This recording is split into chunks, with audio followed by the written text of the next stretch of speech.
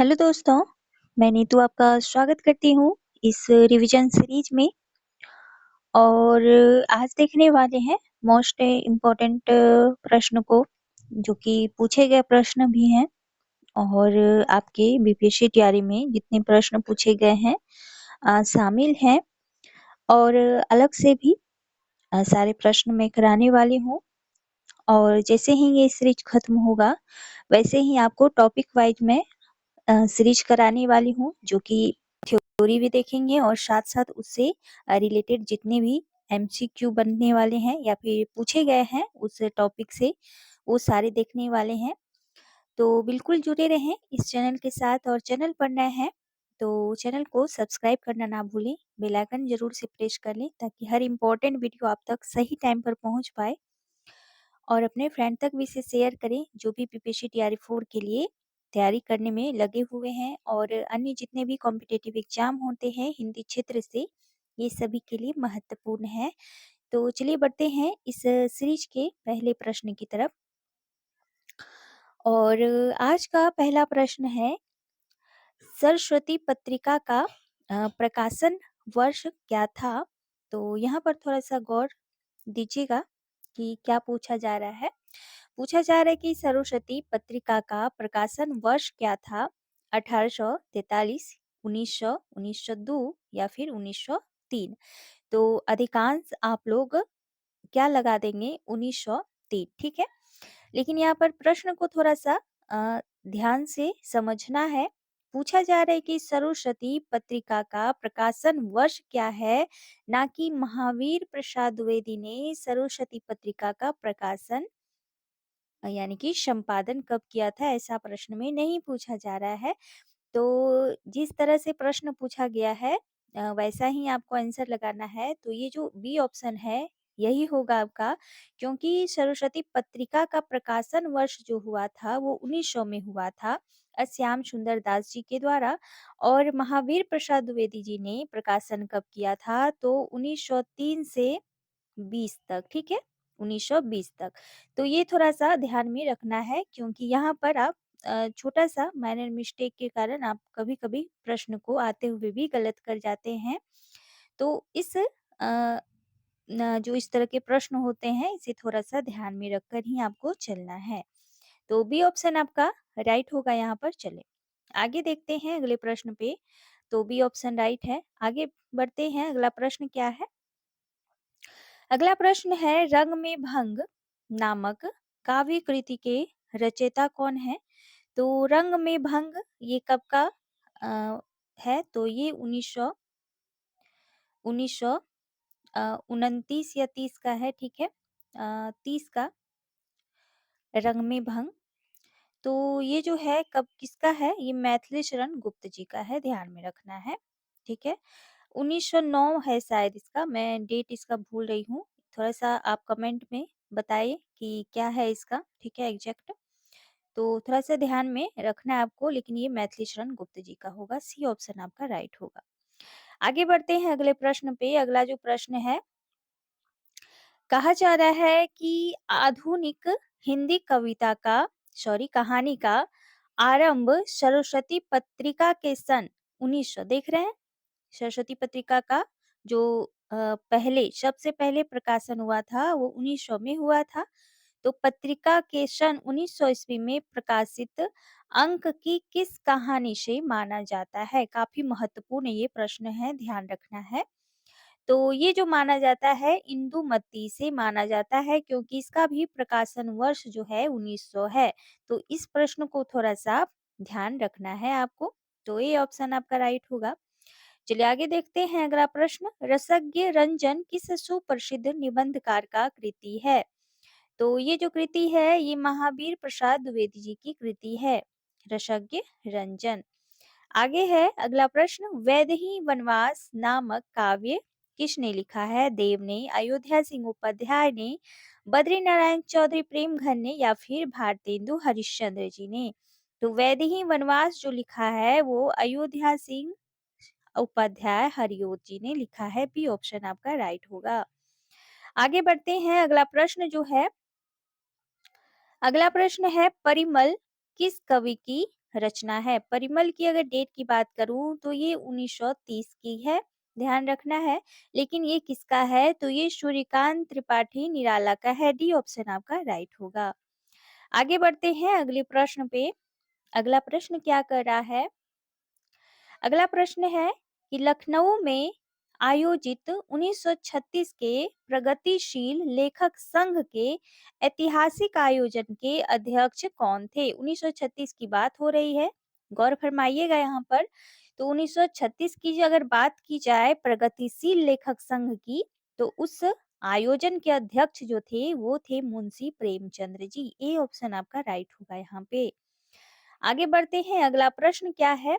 नारी विमर्श पर लिखने वाली पहली लेखिका हैं। तो विमर्श की बात हो रही है, यहाँ पर ध्यान रखना है। विमर्श की अगर बात हो जाए तो महादेवी वर्मा जी होंगी। ये ऑप्शन आपका राइट होगा। आगे बढ़ते हैं, जयशंकर प्रसाद की कमायनी की भाषा है। तो कमायनी की जो भाषा है वो कौन सी है? तो खड़ी बोली होगा। और इसका अगर टाइम पीरियड की बात की जाए तो 1935 की ये रचना है। चलिए आगे बढ़ते हैं अगले प्रश्न पे। अगला प्रश्न क्या है? राष्ट्रीय काव्यधारा के किस कवि को एक भारतीय आत्मा कहकर संबोधित किया गया है? तो कौन? माखनलाल चतुर्वेदी, सूर्यकांत त्रिपाठी निराला, या फिर बालकृष्ण शर्मा नवीन, या फिर सुमित्रा कुमारी चौहान जी हैं। तो एक भारतीय आत्मा के नाम से माखनलाल चतुर्वेदी जी जाने जाते हैं। ये ऑप्शन आपका राइट होगा। आगे बढ़ते हैं अगले प्रश्न पे। अगला प्रश्न है, समय के आरोही क्रम में कौन सी रचना पहले आई? अब अगर इस प्रश्न को आप कर लेते हैं तो आपका जो रिवीजन है इस दृष्टिकोण से अच्छा होगा, क्योंकि आपने जो इसका टाइम पीरियड क्या है इस चारों रचनाओं का तो ध्यान में होगा, तभी आप कर पाएंगे, नहीं तो नहीं कर पाएंगे। तो इसके लिए आपको इसका प्रकाशन ईस्वी ध्यान में रखना है। अंधेर नगरी कब का है? 1881 का। त्यागपत्र जो कि जैनेन्द्र का है 1937 का है। आत्मनेपद कब का है? 1960 का है। और तुम चंदन हम पानी 1957 ईस्वी का है।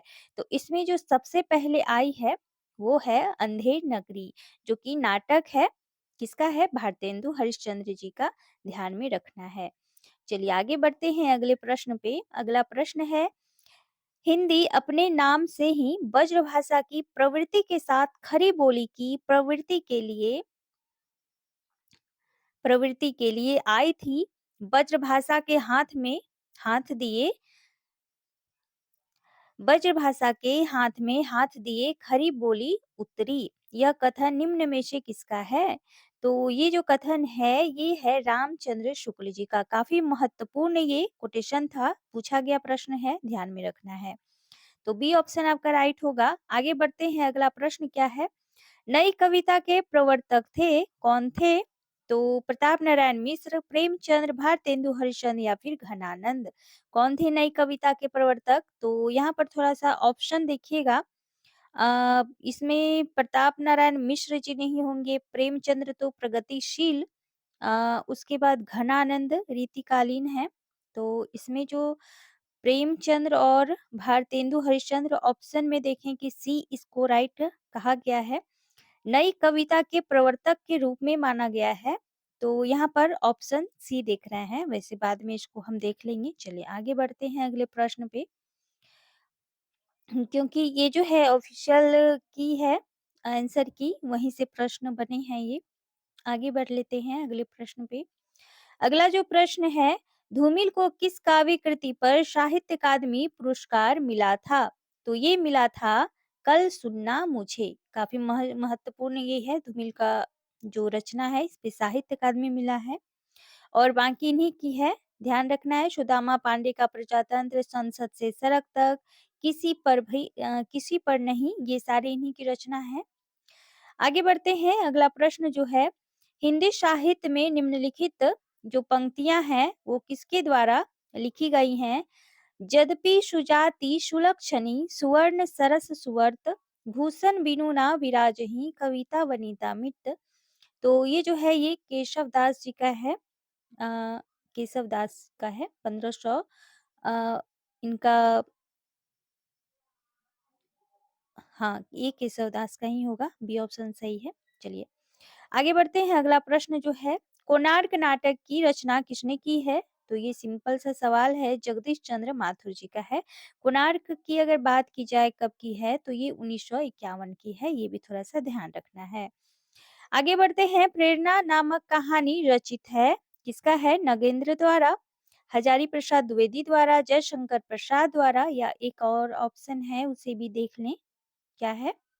प्रेमचंद्र द्वारा। तो बिल्कुल प्रेरणा जो है ये प्रेमचंद्र द्वारा ही रचित है, 1926 की है, ये थोड़ा-सा ध्यान रखना है।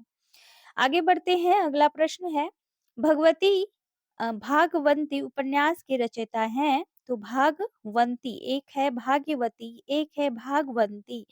तो ये जो है ये सुदर्शन का उपन्यास है, ध्यान रखना है। और ये काफ़ी कम पूछा गया है, लेकिन पूछा गया है, तो इसे ध्यान रखना है। चलिए आगे बढ़ते हैं, अगला प्रश्न है, नहुस नाटक लिखा गया है, तो ये गोपाल चंद गिरधर दास के द्वारा लिखा गया है, तो ध्यान रखना है। आगे प्रश्न है, वीरांगना नामक उपन्यास के रचयिता कौन है? तो ये है राम नरेश त्रिपाठी। आगे बढ़ते हैं, अगले प्रश्न पे, हरिवंश राय बच्चन की आत्मकथा कितने भाग में प्रकाशित है? देख सकते हैं प्रश्न पूछ लिया गया है। मैंने पिछले ही सीरीज में आपको बोला था कि इस तरह के प्रश्न पूछे गए हैं, तो पूछे गए हैं, ठीक है। ये प्रश्न पूछा गया प्रश्न है। आप सरल इसे कहें या फिर कठिन कहें, लेकिन ऐसा प्रश्न पूछा गया है, जो कि पूछा गया है वही यहाँ पर आप देख पा रहे हैं। और ये टीजीटी, पीजीटी में पूछे गए प्रश्न हैं, केवीएस, एनवीएस, ये सारे प्रश्न वहीं से हैं, ठीक है। तो ये ऑफिशियल प्रश्न है और ऑफिशियल की के द्वारा हम लोग देख रहे हैं। तो ये थोड़ा-सा आपको देखना होगा कि इस तरह के प्रश्न पूछे जाते हैं। आपको भले ही सरल लगे वो बात अलग है, लेकिन प्रश्न पूछे गए हैं। तो ये जो है 4 भागों में है। नीर का निर्माण, फिर बसेरे से दूर, 10 द्वार से सोपान तक, और एक इसका खंड है, आप बता दीजिएगा थोड़ा-सा कमेंट करके कि वो खंड कौन-सा है। आगे बढ़ते हैं, अगला प्रश्न आपका, बंटी उपन्यास की लेखिका कौन है? तो ये मनु भंडारी जी हैं, ये 1971 का उपन्यास है, यानी कि प्रकाशित हुआ था 1971 में। आगे प्रश्न है, विख्यात मार्क्सवादी समीक्षक हैं रामविलास शर्मा, शांति प्रिय द्विवेदी, आचार्य रामचंद्र शुक्ल, या फिर राम स्वरूप चतुर्वेदी। तो यहाँ पर सॉरी, ए ऑप्शन होगा, रामविलास शर्मा जी हैं। आगे प्रश्न देखते हैं, ध्रुव स्वामिनी नाटक की रचना किसने की है? तो ये किया है जयशंकर प्रसाद जी ने 1933 में, और ये इनका अंतिम उपन्यास भी माना जाता है, और ये समस्या पूरक उपन्यास भी है, तो ध्यान रखना है इसे। आगे बढ़ते हैं, अपना प्रश्न अगला है, हिंदी का प्रथम दुखांत नाटक कौन सा था? तो ये था रणधीर प्रेम मोहिनी, सी ऑप्शन आपका राइट होगा। अगला प्रश्न है, श्रृंगार रस का स्थायी भाव है? तो ये देखिए, ये प्रश्न इस बार ही बीपीएससी टीआरई थर्ड में पूछे गए प्रश्न है, ठीक है। श्रृंगार रस का स्थायी भाव जो है ये रति होता है, बी ऑप्शन आपका राइट होगा। ये पीजीटी में प्रश्न पूछा गया था। सही युग्म आपको चिन्हित करना है, तो देख लें, वैदर्भी और माधुरी यही सही है, बाकी यहाँ पर सही एक भी नहीं दिया गया है। आगे प्रश्न है, शब्द की वह शक्ति जिससे वाच्यार्थ प्रकट होता है क्या कहलाती है? तो जो डायरेक्ट आपका जो जो शब्द दिया गया है उससे सीधे अर्थ को आप पहचान पाए, सिंपल सी भाषा में अगर मैं बताऊं, तो उसे अविधा कहा जाता है। उसमें आपको ज्यादा तोड़ मरोड़ की आवश्यकता नहीं पड़ती है। सीधे आप देख रहे हैं कि कुत्ता रो रहा है, तो कुत्ता रो रहा है। चिड़िया खाना अ, चुग रही है, तो वो फिर चुग रही है, ठीक है? तो इस तरह के जो सीधे प्रश्न आप देखें और उसका डायरेक्ट आपको अर्थ समझ आ जाए, तो वो ऐसे शब्द को या शब्द शक्ति को अविधा कहा जाता है। आगे बढ़ते हैं, अगला प्रश्न पे सही युग्म आपको यहाँ पर बताना है। तो देख सकते हैं कि देवेंद्र सत्यार्थी तूफानों के बीच नहीं है, तूफानों के बीच मोहन राकेश का यात्रा वृतांत है। राम वृक्ष पे पुरी का है, हिमालय यात्रा ये बिल्कुल नहीं है, तो ये दोनों तीनों गलत हो जाएगा। विलायत यात्रा इनकी नहीं है। मोहन राकेश का आखिरी चट्टान ये बिल्कुल सही है, तो डी ऑप्शन आपका राइट होगा। आगे बढ़ते हैं अगले प्रश्न पे। अगला प्रश्न कौन सा है? कहा जा रहा है कि हिंदी में रेखा चित्र के प्रथम रचयिता पंडित पदम सिंह शर्मा की रचना का क्या नाम है? तो ये है पद्म पराग। ए ऑप्शन आपका राइट होगा। आगे है लंबोदर उदाहरण है, तो ये बहुव्रीहि समास का उदाहरण है।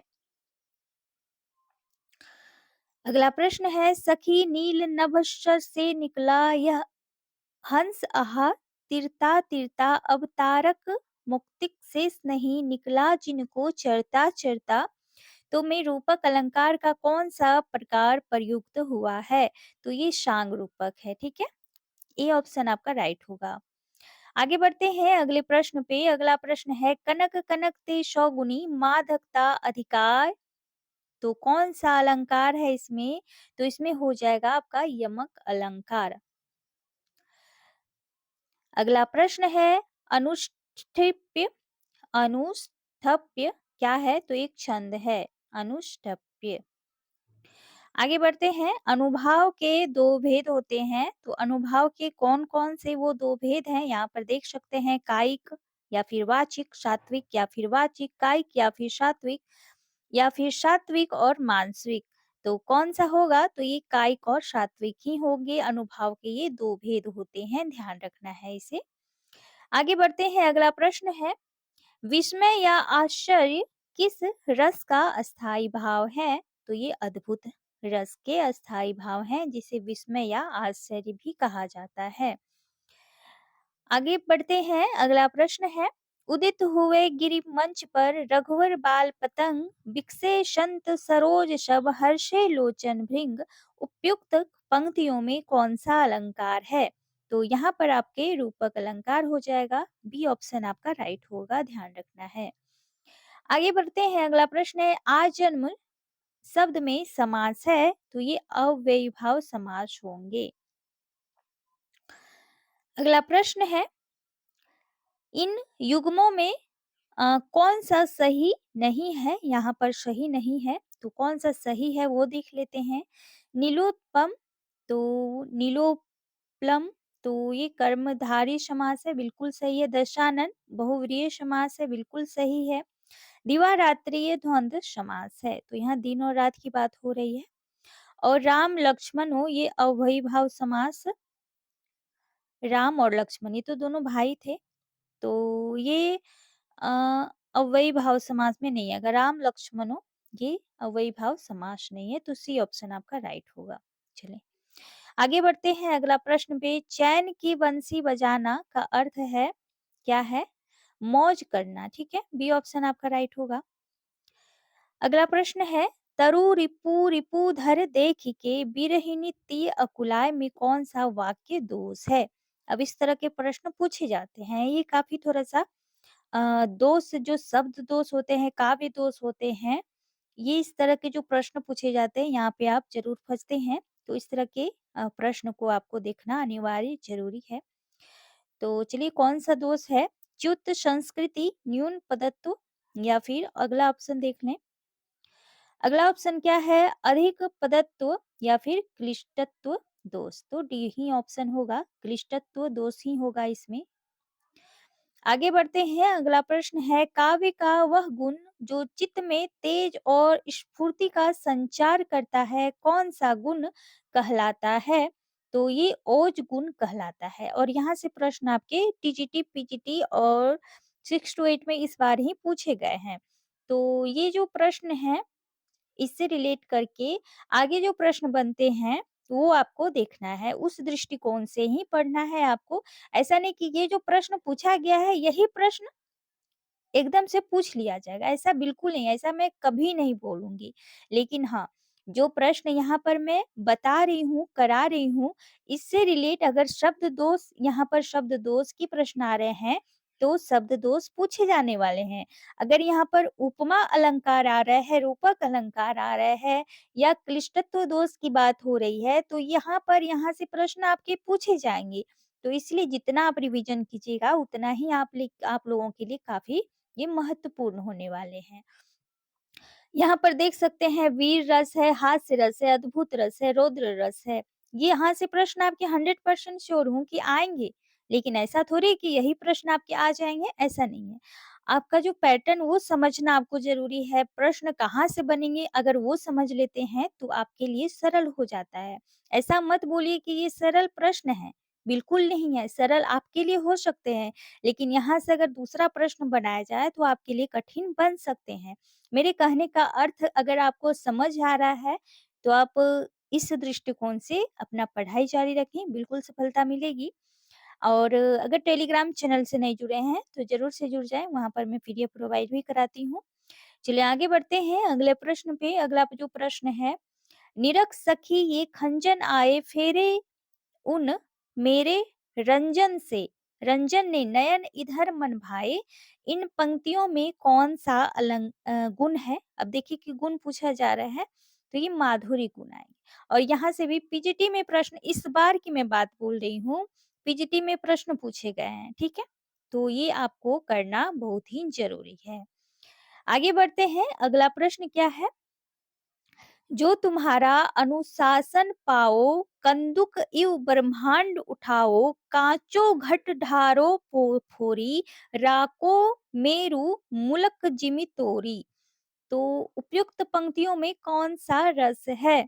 तो ये कौन-सा रस हो जाएगा? ये रौद्र रस हो जाएगा। बी ऑप्शन आपका राइट होगा और यहाँ से प्रश्न पूछा गया है। इस बार के प्रश्न जो पूछे गए हैं बीपीएससी टीआरई थर्ड में, ये प्रश्न पूछे गए हैं यहाँ से। और इस तरह के प्रश्न आपको करना बहुत ही ज़रूरी है क्योंकि टीआरई 4 में भी इसी तरह के प्रश्न पूछे जाएँगे। इसीलिए मैं इस तरह के प्रश्न आपको करा रही हूँ ताकि आप पहले से ही अवगत रहें कि प्रश्न किस तरह से पूछे गए हैं, किस तरह से पूछे जा सकते हैं। तो अगर आप इस तरह की जो रिवीजन मैं करा रही हूँ, अगर आप कीजिएगा तो आपको पहले से ही आप अवगत रहेंगे और तैयार रहेंगे पूरी तरह से इस तरह के प्रश्न के लिए, तो आपको फिर प्रॉब्लम वहाँ पर नहीं देखने मिलेगा। तो इसीलिए मैं बार-बार कहती हूँ कि रिवीजन मोस्ट इम्पोर्टेंट है आप लोगों के लिए, जितना हो सके उतना करें, ठीक है? चलिए अगले प्रश्न पे, तिरंगा शब्द में समास है, तिरंगा शब्द में तो ये द्विगु समास है, ठीक है? द्विगु समास है। अब देख लें, क्या आप बोलेंगे कि तिरंगा शब्द में समास है क्या? ये प्रश्न आएगा मैम? तो ये मैं नहीं बोल रही हूँ कि ये प्रश्न आएगा, ठीक है? लेकिन यहाँ से समास से आपके प्रश्न 100% हैं कि आएँगे ही आएँगे, कहीं से भी पूछे जा सकते हैं।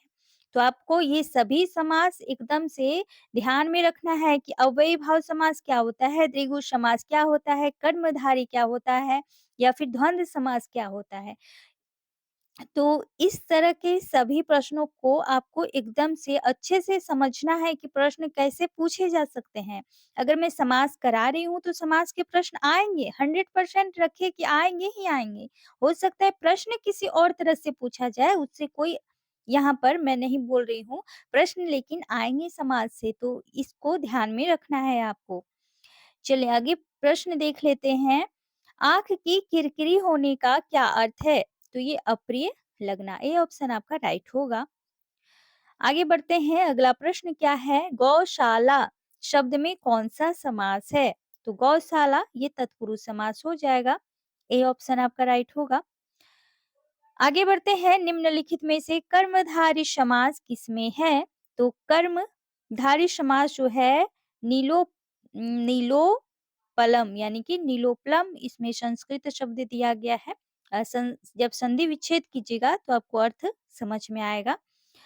तो चक्रपाणि, चतुर्युग्यम, माता-पिता ये सारे अन्य-अन्य इसमें समास सम्मिलित हैं, लेकिन आपको कर्मधारय समास पूछा गया है तो सी ऑप्शन आपका राइट होगा। आगे बढ़ते हैं, अगले प्रश्न पे पूछा जा रहा है, "हिमन चुप है बैठिए देखी दिनन के फेर, सब निके दिन आहिए बनत न लगी हैं।" यहाँ पर बेर है, देर होगा। तो कहीं-कहीं जो अर्थ है जिस तरह से पूछा गया है वैसा ही यहाँ पे उठा के रख दिया गया है। कोई भी हेर-फेर नहीं किया गया है प्रश्नों के ऊपर। तो जैसा है वैसा मैं आपको बता रही हूँ। तो इसमें वर्ड जो है कहीं-कहीं गलत दिया गया है, लेकिन ये प्रश्न पत्र हैं, जैसा है वैसा मैंने उठाया है। और ये कहीं-कहीं इस तरह के प्रश्न आप यूपी में फिर एमपी में जो प्रश्न पूछा गया था, प्रश्न पत्र में जो गलतियाँ रहती है बहुत सी, मैंने जो असिस्टेंट प्रोफ़ेसर का एग्ज़ाम दिया था, तो उसमें मैंने देखा था कि जो वर्ड मिस्टेक बहुत ही था। यानी कि आप समझिए कि इतना छोटा-छोटा माइनर अंतर उसमें था, लेकिन वर्ड मिस्टेक आप बोल सकते हैं कि बहुत था। जब मैंने एमपी असिस्टेंट प्रोफ़ेसर का एग्ज़ाम दिया था, तो उसमें बहुत से ऐसी गलतियाँ मैंने देखी, जो कि बहुत भारी गलती कह सकते हैं उसमें। लेकिन आप अगर वर्ड को अच्छे से ध्यान में नहीं रखेंगे, तो आप जानते हुए प्रश्न को आप गलत कर देंगे। ऐसा मेरा अनुभव जो अनुमान लगा मैंने एग्ज़ाम दिया था, तो मुझे ऐसा अनुभव हुआ कि आप अगर प्रश्न को अच्छे से नहीं पढ़ेंगे, तो आप हड़बड़ी में आते हुए प्रश्न को भी गलत कर पाएँगे, क्योंकि वहाँ पर जो मिस्टेक दिया था पेपर में, बहुत ही ज़्यादा था। तो इसीलिए मैं थोड़ा-सा आपको बताना चाहूँगी कि ये जो जिस तरह से पूछा गया है, मैंने वहाँ पर इसी तरह से रख दिया आपके सामने। लेकिन ये थोड़ा-सा देखिए कि बनत ल लगी है देर, यहाँ पर देर होगा, आप बेर देख सकते हैं। सब है, जब होगा यहाँ पर जबनी के दिन आई हैं, बनत न लगी हैं देर। तो इस तरह का जो जो दोहा है, आप जान रहे हैं कि ऐसा ही होगा, लेकिन देख सकते हैं यहाँ पर गलत है। तो इसीलिए थोड़ा-सा जैसा है मैंने वैसा इसीलिए रखा है कि हो सकता है कि आपके पास भी ऐसे ही पेपर पूछ लिया जाए आपके एग्ज़ाम में, तो आप बिल्कुल सब चीज़ों से पूरी तरह से अवगत रहेंगे, तो आपको फिर वहाँ पर प्रॉब्लम नहीं होगा। तो ये देखिए ये जो है दोहा में है।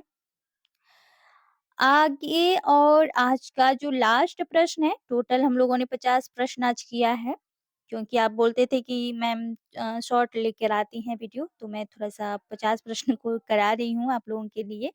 तो चलिए आज का लास्ट प्रश्न देख लेते हैं।